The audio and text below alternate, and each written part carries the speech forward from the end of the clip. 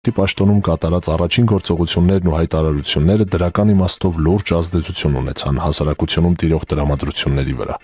Կազմակերպված պետության եզրույթը թեև դեռ ձևակերպված չէր, սակայն արդեն այդ ժամանակներից Ռոբերտ Քոչարյանն ըստ էության հենց այդ հեռահար նպատակին էր ձգտում։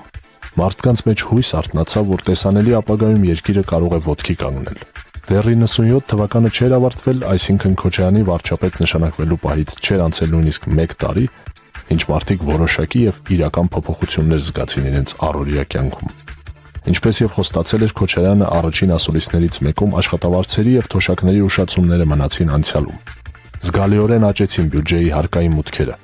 Մշակվեց աղետի գոտու վերականգնման հայեցակարգ։ Արդեն իսկ կատարված էին առաջին քայլերը կառավարման համակարգի արդյունավետության բարձրացման եւ տնտեսության առողջացման ուղղությամբ։ Մասնավորապես, ստվերի մի զգալի հատված վերադարձվել էր հարկային դաշտ։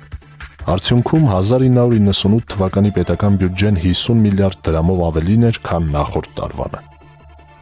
Սա էր մի քանի ամսվա աշխատանքի